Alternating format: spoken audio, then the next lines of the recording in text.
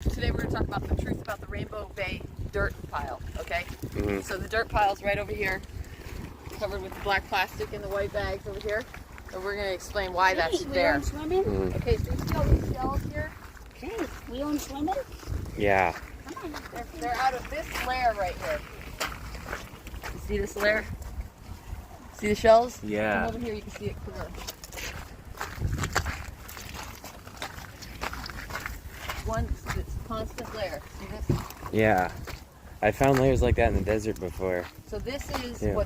this is not like that, because what you're talking about is when it used to be an ocean. This is not that. This is very recent. This is what's called a shell mound, where the Indians would come and have their festivals and they get together and they would eat the shells, the clams together, and then the oysters, and they would throw them on a pile. And so in most of the places in California, when you see a shell mound, it's a huge hill, like 10,000 years of shells, and literally like a hill.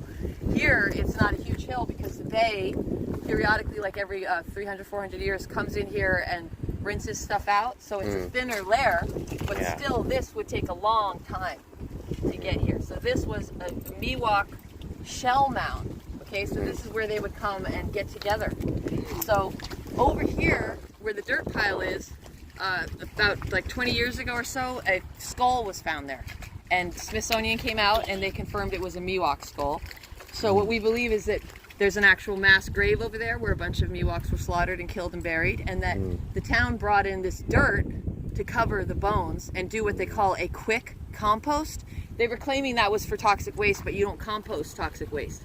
They're quick composting bones. Go away. Yeah, and that dirt came from a landslide of a house that they brought over here. It's not toxic waste. It's not dirt from the shipbuilding yard that's full of lead. That's a lie.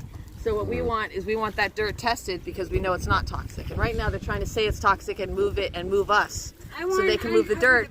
So we're calling them out and saying not only do we know that that's not toxic dirt, but we know what it's covering up over there. And we know what we are on here is a heritage site. That's what this is known as. This is a heritage site. This is a shell mound. And when I first came here and I didn't know about any of this yet, I walked out here on the point and only my dad had his tent set up. And I stood out here on the point and I was smelling like corn mush soup and like hearing women and children laughing and like had this feeling of like being invited here, that they wanted us here. This isn't like a burial ground where they don't want you touching it. They want us here. They want us bringing this out. They want us to bring the tribes and the nations of the earth together here to heal. Yes. The women and the children that were killed here want that. And so this is evidence of that. This is not something to be messed with. The town, nobody owns this property. Nobody has a chain of title for this property. This is open. This is what's called open space, and it is available for the gathering of the tribes. And that's what we're doing here because we have been invited here by the Spirit, and nobody can get rid of us. Well, if anyone wants to test some dirt for the residents, that would be great.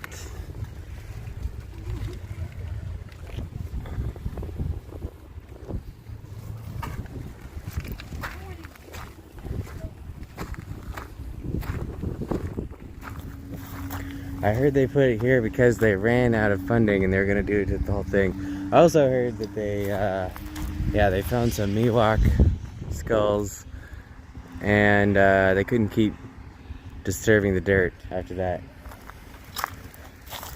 But the officer just said that everyone has to move so they can move this dirt. But there's this huge open space right here next to the dirt already that's nobody's living on. And I mean, if you just need some room for like some tractors or something, this would definitely be it. So yesterday I called the EPA and I told them I'd overheard a conversation of some of the local politicians over at the local cafe, and they were saying that they never had this dirt tested because they would have found out it was toxic, and now they're going to move it to landfill. It all sounded kind of weird. So I called the EPA and I said, has that dirt ever been tested? And she called the town and they said, we've tested it extensively, so we would like to see those records. We have a right to public records. And they also said that the town told the EPA that they're going to be spending $800,000 to move this dirt pile because it's toxic and they have to do all this hazmat stuff. And so we want to know, well, when it arrived here, was hazmat used? Did they treat it like it was toxic when it arrived? And we want to know, is it even toxic? And now they're saying they're going to spend $800,000 to move it. Well, we're going to take the soil, we're going to get it tested, and if it's not toxic, that means we just uncovered public corruption. And if you uncover public corruption that's for profit, it's what's called the RICO Act. And so say we sue the town for $1 million because they were embezzling public funds and they were going to steal that money from the people, and we uncover that they're doing it, then we get what's called triple the damages because we uncovered public corruption, which means we get $3 million. And we'll be able to build a holistic healing center here for people and actually get them housing and everything they need. Great. So that's what we're going to do. We're going to find out if it's toxic or not. Nice.